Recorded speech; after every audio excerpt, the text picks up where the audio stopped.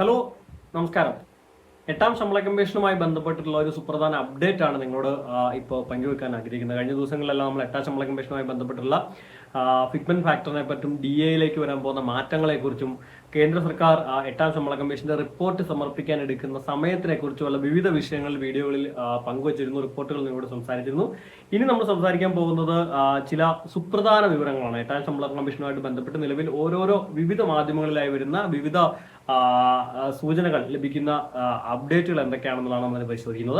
ഇതിൽ പ്രധാനപ്പെട്ടത് എട്ടാം ശമ്പള കമ്മീഷനുമായി ബന്ധപ്പെട്ടിട്ട് ചില സാമ്പത്തിക വികസനങ്ങൾ ചില സാമ്പത്തിക വിശകലനങ്ങൾ എട്ടാം ശമ്പള കമ്മീഷനുമായി ബന്ധപ്പെട്ടിട്ട് പുറത്തു വന്നിട്ടുണ്ട്. അതിലാണ് ശമ്പള കമ്മീഷനുമായി ബന്ധപ്പെട്ട് ഏറ്റവും കുറഞ്ഞ ശമ്പളം എത്ര രൂപയായിരിക്കും എന്നുള്ള ചില കാര്യങ്ങളാണ്, സൂചനകളാണ്. ഏഴാം ശമ്പള കമ്മീഷനാണെങ്കിൽ നിലവിലുള്ള ഏറ്റവും കുറഞ്ഞ അടിസ്ഥാന ശമ്പളം 18,000 രൂപ എന്നത് എട്ടാം ശമ്പള കമ്മീഷൻ ആകുമ്പോഴേക്കും 48,000 രൂപ വരെ ആയേക്കുമെന്നാണ് ചില റിപ്പോർട്ടുകളൊക്കെ പറയുന്നത്. അപ്പോൾ ഈ റിപ്പോർട്ടുകളൊക്കെ ശരിയാണോ തെറ്റാണോ തുടങ്ങിയ കാര്യങ്ങളിലൊക്കെ ഇത് ശമ്പള കമ്മീഷൻ തന്നെ ഇതിന് സ്ഥിരീകരണം ഇതുവരെ നൽകിയിട്ടോ ഇല്ല. കേന്ദ്ര സർക്കാരാണ് സ്ഥിരീകരണം നൽകേണ്ടത്. അത് ഇതുവരെ സ്ഥിരീകരണം ലഭിച്ചിട്ടില്ല. ഈ 2025 നവംബറിലാണ് എട്ടാം ശമ്പള കമ്മീഷനെ കേന്ദ്ര സർക്കാർ നിയോഗിച്ചത്. അതുകൂടാതെ തന്നെ അധികം വൈകാതെ തന്നെ കമ്മീഷൻ ശുപാർശ സമർപ്പിക്കുകയും ശമ്പള പരിഷ്കരണം നടപ്പാക്കുകയും ചെയ്യും. അങ്ങനെ തുടങ്ങിയ വിവിധ കാര്യങ്ങളുണ്ടായിരുന്നു. ശമ്പള കമ്മീഷന്റെ റിപ്പോർട്ട്, അന്തിമമായ റിപ്പോർട്ട് സമർപ്പിക്കാൻ ഇനി ഒരുപക്ഷെ 2021 സമയമെടുക്കും തുടങ്ങിയ വിവരങ്ങളൊക്കെ ഇതിനിടയ്ക്ക് പുറത്തു വന്നിരുന്നു. ഏഴാം ശമ്പള കമ്മീഷനിൽ ഞാൻ ആദ്യം പറഞ്ഞ പോലെ 18,000 രൂപയായിരുന്നു ഏറ്റവും കുറഞ്ഞ ശമ്പളമായി പരിഷ്കരിച്ചത്. എട്ടാം ശമ്പള കമ്മീഷനിൽ ഇത് 48,000 രൂപ ആയേക്കുമെന്നാണ്. കാരണം ഇത് ചില ഘടകങ്ങൾ പരിശോധിച്ചിട്ടാണ് ഈ വക സൂചനകൾ ലഭ്യമായിരിക്കുന്നത്. ഫാമിലി യൂണിറ്റ് ഇതിൽ നിർണായകമായേക്കുമെന്നാണ് റിപ്പോർട്ട്.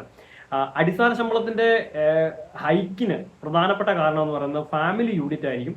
നിലവിൽ ഏഴാം ശമ്പള കമ്മീഷനിൽ മിനിമം ശമ്പളം നിശ്ചയിക്കാൻ 3 ഫാമിലി യൂണിറ്റുകൾ എന്ന അടിസ്ഥാനമാണ് കണക്കാക്കിയിരുന്നത്. ഈ ശമ്പളം കണക്കാക്കുന്നത് നോക്കുകയാണെങ്കിൽ ജീവനക്കാരന്റെ പങ്കാളി, 2 കുട്ടികൾ എന്നിങ്ങനെയാണ് ഈ ഫാമിലി യൂണിറ്റുകൾ, 3 ഫാമിലി യൂണിറ്റുകൾ എന്ന് കണക്കാക്കുന്നത്. എന്നാൽ ജീവനക്കാരുടെ മാതാപിതാക്കളെയും ആശ്രിതരായി കണക്കിലെടുത്ത് ഇത് 5 ഫാമിലി യൂണിറ്റുകളാക്കി മാറ്റണമെന്ന് വിവിധ കേന്ദ്ര ജീവനക്കാരുടെ സംഘടനകൾ ആവശ്യപ്പെട്ടിട്ടുണ്ട്. നിലവിലുള്ള 3 ഫാമിലി യൂണിറ്റുകൾ എന്നത് 5 ഫാമിലി യൂണിറ്റുകളായി അംഗങ്ങളുടെ എണ്ണം ഉയർത്തുക എന്നതിനെ സംബന്ധിച്ച് ചില ആവശ്യങ്ങളൊക്കെ ഇതിൽ ആവശ്യപ്പെട്ടിട്ടുണ്ട്. ഇതിന് ജീവനക്കാരുടെ പ്രതിമാസ ഭക്ഷണ ചെലവ്, വസ്ത്രധാരണം, വാടക, കുട്ടികളുടെ വിദ്യാഭ്യാസം, മാതാപിതാക്കളുടെ വൈദ്യസഹായം തുടങ്ങിയ അടിസ്ഥാന ജീവിത ചെലവുകൾക്ക് വിലക്കയറ്റത്തിന് അനുസൃതമായി കൂടുമ്പോൾ 5 യൂണിറ്റുകൾ ആധാരമാക്കിയിട്ടുള്ള കണക്കുകൂട്ടൽ വേണമെന്നാണ് ഇതിന് പറയുന്നത്. നമ്മൾ വിശദമായ വാർത്ത malayalam.tv.com വെബ്സൈറ്റിൽ നമ്മളുടെ ബിസിനസ് കാറ്റഗറിയിൽ നൽകിയിട്ടുണ്ട്. നിങ്ങൾക്കത് വായിച്ചു നോക്കാവുന്നതാണ്.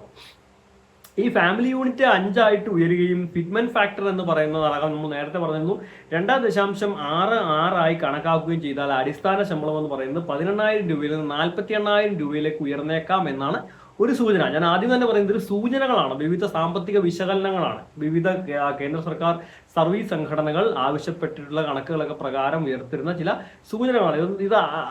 ഇത് ഒരിക്കലും ഇതിനൊരു ആധികാരികമായ രേഖ എന്നൊന്നും പറയാൻ പറ്റില്ല. ഇത് അടിസ്ഥാനപരമായി അല്ലെങ്കിൽ ആധികാരികമായി കേന്ദ്ര സർക്കാർ പ്രഖ്യാപിക്കേണ്ട അല്ലെങ്കിൽ അപ്രൂവ് ചെയ്യേണ്ട കാര്യമാണ്. അതിൽ അപ്രൂവ്മെന്റ് വന്നിട്ടില്ല, നിലവിൽ വന്നിട്ടില്ല. ഇത് സാധ്യതകളാണ്. അപ്പൊ അങ്ങനെ 2.66 എന്നുള്ള ഫിറ്റ്മെന്റ് ഫാക്ടർ കണക്കാക്കുകയാണെങ്കിൽ 18,000 രൂപ എന്നുള്ളത് അടിസ്ഥാന ശമ്പളം 48,000 രൂപയായിട്ട് ഉയരാം. വിവിധ ആവശ്യങ്ങൾ പരിഗണിച്ച് വേണമെങ്കിൽ അതും പരിഗണിക്കാവുന്നതാണ് എന്നാണ് സാധ്യത. ഈ ഏഴാം ശമ്പള കമ്മീഷൻ ആണെങ്കിൽ 2.57 എന്ന ഫിറ്റ്മെന്റ് ഫാക്ടറാണ് ഉപയോഗിച്ചിരുന്നത്. എന്നാൽ എട്ടാം ശമ്പള കമ്മീഷനിൽ ഇത് 2.66 ഞാൻ പറഞ്ഞു, 2.86 അല്ലെങ്കിൽ 3.68 തുടങ്ങിയ വിവിധ നമ്പറുകൾ പറയുന്നുണ്ട്. ഫിറ്റ്മെന്റ് ഫാക്ടർ വർദ്ധിക്കുകയാണെങ്കിൽ ഇപ്പോൾ സ്വാഭാവികമായി അടിസ്ഥാന ശമ്പളം വർദ്ധിപ്പിക്കുകയാണെങ്കിൽ അടിസ്ഥാന ശമ്പളത്തിന് ആനുപാതികമായി മറ്റ് അലവൻസുകൾ കൂടി ഉയരും. HRA ഉയരാം, സ്പെഷ്യൽ അലവൻസുകൾ ഉണ്ടെങ്കിൽ അത് ഉയരാം, ക്ഷാമബദ്ധ ഉറപ്പായും ഉയരാം തുടങ്ങിയ ആനുകൂല്യങ്ങളൊക്കെ വർധന ഉണ്ടാവാം. നിലവിൽ ലെവൽ 1 കേന്ദ്ര സർക്കാരിലെ ലെവൽ 1 ജീവനക്കാരുടെ കുറഞ്ഞ അടിസ്ഥാന ശമ്പളം എന്ന് പറയുന്നത് 18,000 രൂപയാണ്. 2.66 ഫിറ്റ്മെന്റ് ഫാക്ടർ കണക്കാക്കുകയാണെങ്കിൽ പുതുക്കിയ ശമ്പളം എന്ന് പറയുന്നത് 18,000 ഇൻറ്റു 2.66 ഗുണിക്കുകയാണെങ്കിൽ 47,880, അതായത് ഏകദേശം 48,000 രൂപയിലേക്ക് എത്തും എന്നാണ് ഇതിന്റെ ഒരു ഏകദേശ കണക്ക്. അതായത് 18,000 രൂപയിൽ നിന്ന് എങ്ങനെ 48,000 രൂപയിലേക്ക് എത്തും എന്നുള്ളതാണ് പറയുന്നത്. ഈ കണക്കനുസരിച്ച് ലെവൽ 1 ജീവനക്കാരുടെ പ്രതിമാസ അടിസ്ഥാന ശമ്പളത്തിൽ മാത്രം 30,000 രൂപയുടെ വർധനമാണ് പ്രതീക്ഷിക്കുന്നത്. ഇപ്പോൾ 18,000 രൂപയാണ് ലെവൽ 1 ജീവനക്കാരന്റെ അടിസ്ഥാന ശമ്പളമെങ്കിൽ അത് 30,000 കൂടെ ചെല്ലുമ്പോൾ 48,000 രൂപയായിട്ട് ഉയരാൻ സാധ്യതയുണ്ട്. ലെവൽ 2 ജീവനക്കാരുടെ നിലവിലെ അടിസ്ഥാന ശമ്പളം എന്ന് പറയുന്നത് 19,900 രൂപയാണ്. ഇത് 2.66 ഫിറ്റ്മെന്റ് ഫാക്ടറായിട്ട് കണക്കാക്കുകയാണെങ്കിൽ ഏകദേശം 52,934 രൂപയായിട്ട് ഉയരും.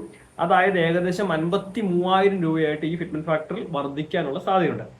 അതുപോലെ നിലവിൽ 21,700 രൂപ അടിസ്ഥാന ശമ്പളമുള്ള ലെവൽ 3 ജീവനക്കാരുടെ ശമ്പളമാണെങ്കിൽ 2.66 ഫിറ്റ്മെന്റ് ഫാക്ടർ പ്രകാരമാണെങ്കിൽ 57,722 രൂപയായും വർദ്ധിക്കും.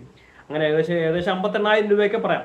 അപ്പൊ ഇത് വിവിധ കണക്കുകൾ, കാൽക്കുലേഷൻസ് ആണ്. ഇതൊന്നും ആധികാരികമായി നമുക്കൊരു കൃത്യമായ രൂപരേഖ എന്ന് പറയാനില്ല. കൃത്യമായ 8ാം ശമ്പള കമ്മീഷന്റെ ശുപാർശകൾ 2027 വരെയുള്ള സമയമാണ്. ഏകദേശം ആ സമയത്ത് മാർച്ച്, ഏപ്രിൽ, മെയ്യോടുകൂടി സമർപ്പിക്കും. അങ്ങനെ സമർപ്പിച്ചാൽ മാത്രമാണ് എത്ര രൂപയായിരിക്കും ഓരോ വിഭാഗത്തിലും DA, HRA, അനുബന്ധ അലവൻസുകൾ, അടിസ്ഥാന ശമ്പളം അടക്കം എത്ര രൂപ വർദ്ധിക്കും എന്നുള്ള കാര്യം അറിയാം.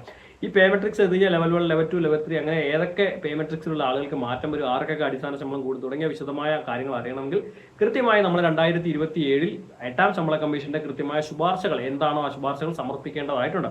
അപ്പോൾ അതുവരെ വിവിധ വിഷയങ്ങളിൽ നമ്മൾക്ക് ഈ വക വാർത്തകൾ നമ്മളുടെ വെബ്സൈറ്റിലടക്കം വിവിധ വെബ്സൈറ്റുകളിൽ ഇനി വാർത്തകൾ ലഭ്യമാണ്. നിങ്ങൾക്ക് ഈ വാർത്തകൾ വായിച്ചു നോക്കാം, നിങ്ങൾക്ക് കൃത്യമായ കണക്കുകൾ പരിശോധിച്ച് നോക്കാം. Malayalam-Dividend.comന്റെ വെബ്സൈറ്റിലും യൂട്യൂബ് ചാനലും വിവിധ നമ്മളുടെ സോഷ്യൽ മീഡിയ പേജുകളിലൊക്കെ കൃത്യമായ 8ാം ശമ്പള കമ്മീഷനുമായി ബന്ധപ്പെട്ടുള്ള അപ്ഡേറ്റുകൾ, ആവശ്യങ്ങൾ, വിവിധ വാർത്തകൾ നൽകുന്നത് നിങ്ങൾക്കത് വായിച്ചു നോക്കാവുന്നതാണ്. കൂടുതൽ വാർത്തകളും വിഷയങ്ങളുമായി മറ്റൊരു വിഷയം ദിവസം വീണ്ടും ചേരാം. എല്ലാവർക്കും നന്ദി, നമസ്കാരം.